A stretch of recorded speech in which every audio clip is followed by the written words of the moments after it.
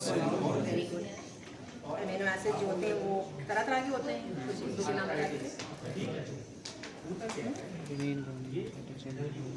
एक दो amino acid के नाम बता दीजिए।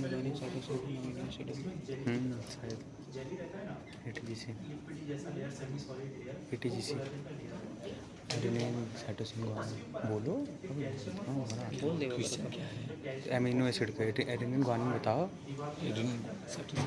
अच्छा, एडेनिन, प्रोलीन, सेरीन, प्रोलीन सब सुने ना? एटीजीसी एटीजीसी अमीनो एसिड नहीं होता है, वो डीएनए होता है। बाकी एडेनिन ग्वानिन भूल गए प्रोटीन और डीएनए क्या फर्क है? डीएनए में होता है प्रोटीन में अमीनो एसिड उसी से बनता है ना। याद है, ये सब लोग भूल चुके हैं सब कुछ। प्रोटीन्स क्यों इतनी इंपॉर्टेंट है सेल में? प्रोटीन्स क्यों इंपॉर्टेंट है? क्या करना है? हम कहते हैं प्रोटीन खानी चाहिए, प्रोटीन्स आर वेरी इंपॉर्टेंट ना। क्यों? सेल है, ये सेल के अंदर प्रोटीन क्या करते हैं? इसमें बेसिकली हुआ क्या है, जब बॉडी बनती है तो सबसे पहले वो cartilage Why are proteins important? दिख रहा है ना, सबसे आपको तो फार्मेसी पढ़ना है, बॉडी की बिल्डिंग ब्लॉक्स धीरे है। धीरे उसके अंदर पता है? कैल्शियम डिपॉजिट होता है, क्या जिसको हार्ट बनाता है। जो जहाँ जहाँ कैल्शियम चल, लिपिड्स क्या हो गया है वहाँ में रेड कलर दिख रहा है। कोई एक मॉलिक्यूल बता दे करता ऐसा है। डाला है जो कैल्शियम को स्टीम ये सब मैक्रोमोलेक्यूल्स हैं, अंदर देखा था आपने ना?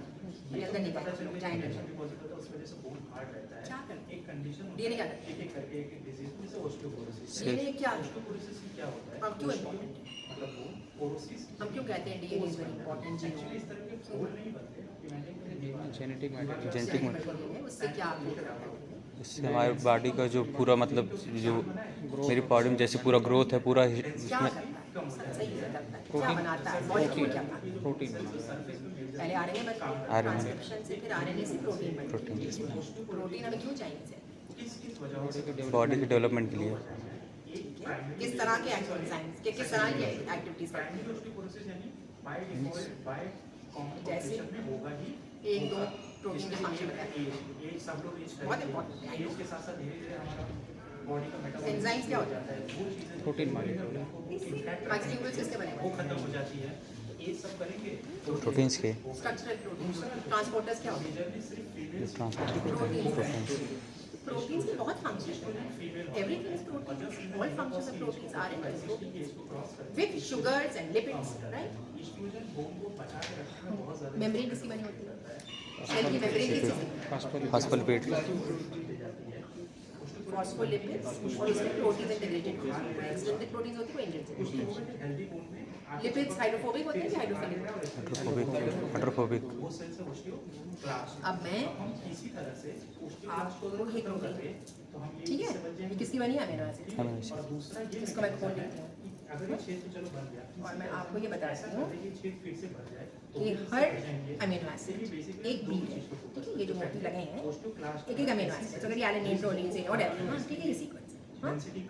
समझ रहे हैं कि नहीं? जो ग्रीन और येलो जो बीट्स हैं वो है हाइड्रोफोबिक अमीनो एसिड। तो amino acids hydrophobic, hydrophilic, polar, non polar, long chain सब होती हैं। तो मैं आपको इतना बता रही हूँ कि येलो और ग्रीन अमीनो एसिड्स जो हैं वो हाइड्रोफोबिक हैं। अब आप मुझे बस इतना बताइए कि इस प्रोटीन में कितने रीजन्स ऐसे हैं, कितने सेक्शंस ऐसे हैं जो हाइड्रोफोबिक हैं? 3। Very good. अब आप समझ में आ गए सबके 3 क्यों है? हाँ? अब आप एक में से कोई लीजिए, पकड़िए, कोई आ जाए आगे, कौन सा बोन है मेरा? खोल सकते हैं। मैं आपसे ये कहूँ कि ये ट्रांसमेम्ब्रेन प्रोटीन मतलब क्या है कि ये मेम्ब्रेन में, सुन तो लीजिए पहले, सवाल क्या है वो ये है कि ये ट्रांसमेम्ब्रेन प्रोटीन, इसका मतलब क्या है कि ये मेम्ब्रेन की प्रोटीन है जो मेम्ब्रेन में इंटीग्रेटेड है। अब आपको पता है कौन सा हाइड्रोफोबिक रीजन है, कौन सा हाइड्रोफिलिक रीजन, इसको आप अरेंज करेंगे। इनिशियली क्या रहती है, बोन में थोड़ा सा डिस्टेंस, कौन सा रीजन मेम्ब्रेन का अंदर होगा, कौन सा सब्सटेंस रीजन रहता है, वो रहता है cartilage. Hydrophobic, fluid provide hydrophilic की बेसिस। Proper movement. और लिपिड क्या है? जैसे दोनों बोन मेम्ब्रेन क्या है? लिपिड क्या है? हाइड्रोफोबिक। हमारी बढ़ती है, ये फ्लूइड जो है कम होता जाता है, कार्टिलेज जो है वो कम होता जाता है, जिसकी वजह से अंदर क्या होगा? बाहर हाइड्रोफोबिक बाहर हाइड्रोफोबिक नॉर्मल चले होते हैं दोनों बाहर एक दूसरे से टकराएंगे। ऐसे स्ट्रेट नहीं होता, प्रोटीन को आप इसे जैसे भी स्ट्रक्चर बना सकते हैं। मुझे खुद नहीं। तो आप मुझे ये बताइए कि बाहर क्या होगा, अंदर अरेंज करेंगे। 3 हाइड्रोफोबिक कौन सी रीजन है पता है ना? पीले और हरे वाले। कम होने की वजह से एक दूसरे क्या ऐसे तो नहीं ट्रांसमेम्ब्रेन है मतलब मेम्ब्रेन के अंदर घुसी हुई है। जॉइंट को फ्रेश रखने के लिए, कार्टिलेज की प्रोडक्शन को बढ़ाने के लिए। इसमें क्या है, इसको हमने बनाया है ये स्पिनल अरेंज करके रखना है CAGC, उसके वजह से सोच के लगाएंगे। कार्टिलेज तो सेकंड अगर मैं कड़वा तेल अपनी गलती की और ऑलिव ऑयल या घी मतलब गरम घी मिलाऊं तो नहीं जाएंगे ना बस में, जिसकी वजह से हम ऑस्टियोपोरोसिस हो रहा है, मिलेंगे नहीं। जिसमें एक हम बाहर खा रहे हैं, और पानी और घी मिलाऊं तो नहीं मिलेंगे तो वही फंडा का अप्लाई करेंगे ना। फैटी एसिड नुकसान करेगी, बाहर सैचुरेटेड क्या तो हाइड्रोफोबिक बाहर है ना, बाहर है सैचुरेटेड फैट लिपिड भी तो हाइड्रोफोबिक फैट होता है पामेटिक एसिड। हमने पामेटिक एसिड को स्टडी क्या होगा, हाइड्रोफोबिक रीजन मेम्ब्रेन के अंदर जाएगा, पता है, ये ऐसे राइट। आप फिर से करिए, ये ऐसे पामेटिक एसिड क्या सारा हाइड्रोफोबिक बाहर डिपॉजिट होता है। क्योंकि ये एक्वस फेज है पामेटिक एसिड क्या है, फैट, राइट। ये एक्वस फेज है, फैट की वजह से लिपिड जो है वो हाइड्रोफोबिक है, डिवाइड करके तो ये अरेंजमेंट होगा ना प्रोटीन। चेक करना है ना, कम करते हैं माइंड समझ में आया। Yes ma'am. ऐसा डाइट अब डीएनए की बात हो रही थी, आपने कहा न्यूक्लियोटाइड, न्यूक्लियोटाइड क्या बनाती है, डीएनए। फर्स्ट करिए कोई केस हमारे पास आया है जिसमें कोई बच्चा है जिसको कोई डिजीज है और हमें लगता है कि ये कोई जेनेटिक डिसऑर्डर, सैक्रिफाइस करते हैं। तो हमें पता है कि जेनेटिक डिसऑर्डर किस जीन से होता है, पता है ना जेनेटिक डिसऑर्डर क्या होता है, कोई म्यूटेशन है तो हमें सीक्वेंस करके समझना है कि म्यूटेशन है कि नहीं। म्यूटेशन का मतलब या टीजीसी जो भी बेसिस है उनमें कोई चेंज हो गया, इससे कोडॉन बदल रहा है प्रोटीन का, तो हम कहेंगे कि चलो उसे सीक्वेंस करके देखेंगे भाई म्यूटेशन है, सीक्वेंसिंग कैसे की जाती है ये बताना है आपको। एक बार पहले से कहते हैं सैंगर डाइडिऑक्सी, नॉर्मल जो न्यूक्लियोटाइड होता है वो बना होता है, याद है अभी सब याद आ जाएगा अपने 11 12 में हमने पढ़ा होगा। मशीन में डालते हैं, एक राइबो शुगर होता है उसमें बेस लगा होता है, हमने बेस पूरा नहीं बनाया है, उसमें फैट CTP होगा, C होगा या G होगा या A होगा या T होगा, राइट।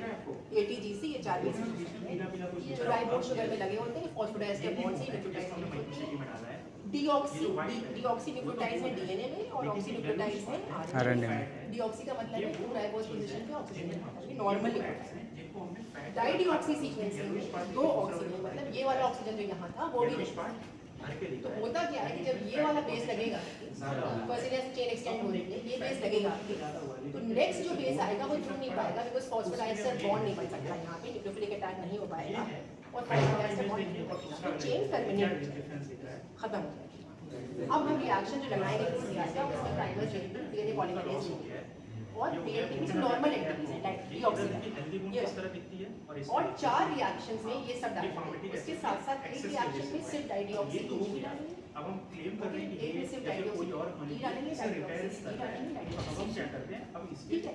अब ये यहाँ से हमने सीक्वेंसिंग शुरू और देखते हैं कि क्या तो जहाँ जहाँ एटीपी लग जाता है वहाँ एटीपी लग जाएगा लेकिन नेक्स्ट बेस नहीं लग पाएगी क्योंकि वो इधर से यहाँ पहुँचने में थोड़ा सा दिखा तो यहाँ खत्म हो जाएगी, यहाँ खत्म हो जाएगी, यहाँ खत्म हो जाएगी, यहाँ टी है यहाँ खत्म हो जाएगी, यहाँ जी है यहाँ जी है यहाँ उस वजह से चीज है यहाँ समझ रहे हैं। हम एक बार और ये चार रिएक्शन को इस तरह एक ही सेकेंडरी कॉल पर मैम एक बार फिर बता दीजिए, ओबेसिटी वो एक बार बता दीजिए। डाइडिऑक्सी जहाँ लगेगा बोन लॉस होगा, ठीक। अगला बेस नहीं लग सकता हाँ तो हम हर से सिंथेसाइज करते हैं ठीक है। जहाँ जहाँ डाइडिऑक्सी एटीपी है जिस रिएक्शन होगा बाकी सब एंटीपीज नॉर्मल है सीटीपी एटीपी सब है तो चेन एक्सटेंड फिजिकल एक्टिविटी जहाँ पहला एटीपी आएगा वहाँ एटीपी लगेगा डाइडिऑक्सी बोन फॉर्मेशन में है, लेकिन उसके बाद कोई बेस नहीं लग सकती विटामिन डी, क्योंकि डाइडिऑक्सी का ये वाला बॉन्ड नहीं बनता। डायबिटीज चेन टर्मिनल ब्लड में रहता है, तब किसी में क्या होगा कि नॉर्मल वाला एटीपी लग जाएगा कंप्लीट करता तो वो एक्सटेंड हो जाएगा नेक्स्ट में एटीपी डाइडिऑक्सी लग जाएगा तो ये वाला चेन टर्मिनल इस तरह से हम रिएक्शंस करेंगे तो डिपेंडिंग ऑन जो सीक्वेंस ये हमारा प्रोफाइल लेगा चाहिए आपको और कोई ठीक है। डाउट है ये चार रिएक्शंस जो हैं हम अलग अलग कैसी चीज के मैकेनिज्म ठीक है और इस पे हाई वोल्टेज पे हम सेपरेट करते हैं। बहुत पतला जेल होता है पॉलीएक्रिलामाइड यूरिया जेल जो कि बहुत हाई वोल्टेज पे रन होता है। यहाँ और यहाँ बफर्स होते हैं। डीएनए नेगेटिवली चार्ज होता है क्योंकि फॉस्फोडाइएस्टर बॉन्ड होती है नेगेटिवली चार्ज है तो वो कैथोड से एनोड की तरफ रन करेगा towards a positive right charge की बेसिस पे इसको हम निकाल के एक्सपोज करेंगे और फिर डेवलप करेंगे ठीक है। ये जी का रिएक्शन है ये A का डी का ये सी का रन करेगा। अब हम यहाँ से पढ़ना शुरू करते हैं छोटे से वाला ठीक है। अब मैं ये वाला आप लोग पढ़ेंगे मैं यहाँ से पढ़ूँगी। ये मेरी सीक्वेंस होगी जी जी जी फिर नेक्स्ट आया ये राइट सी सी जी कार्टिलेज जो होती है C G T T A G। समझ रहे हैं? Yes ma'am. चलिए अब आप लोग ले लीजिए कोई लिखिए बस लाइन में सीक्वेंस यहाँ से C आप इसमें C पहले T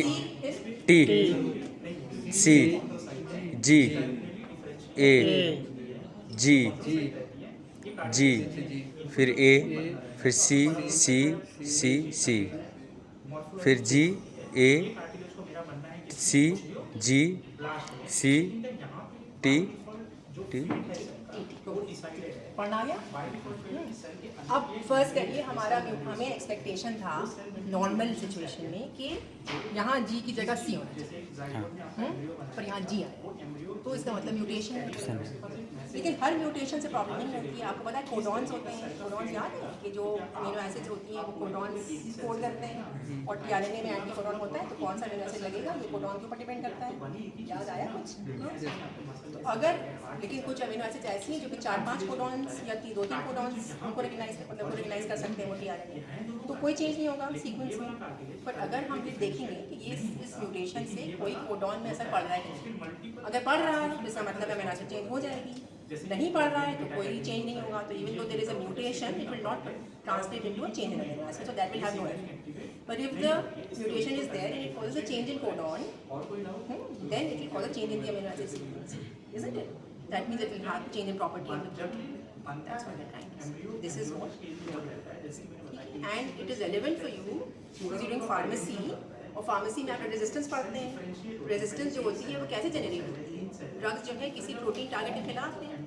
फर्स्ट करके जहाँ ड्रग बाइंड करता है प्रोटीन में जो उसकी बाइंडिंग साइट है वहाँ म्यूटेशन हो जाए यस मैम। तो क्या रेजिस्टेंस होगी ना क्योंकि Yes, ड्रग बाइंड नहीं कर पाएगा राइट तो उसकी एफिकेसी खत्म हो जाएगी या कम हो जाएगी रेजिस्टेंस बढ़ेगी। तो कैसे मालूम करते रेजिस्टेंट है बैक्टीरिया तो सीक्वेंस किया जाता है ना फर्स्ट करिए रिफैम्पिसिन रेजिस्टेंस है रिफैम्पिसिन रेजिस्टेंस होती है आरएनए पॉलीपेप्टाइड के खिलाफ ना बीटा तो बीटा सब यूनिट के तो सीक्वेंस करा जाता है उसमें कि जहाँ म्यूटेशन एक्सपेक्टेड है वो म्यूटेशन आ गया म्यूटेशन आया इसका मतलब रेजिस्टेंस क्योंकि वो आरएनए का सीक्वेंस बीटा सब सीक्वेंस है जो बोन फॉर्मेशन के लिए हेल्प करते हैं जो ब्लड फॉर्मेशन के लिए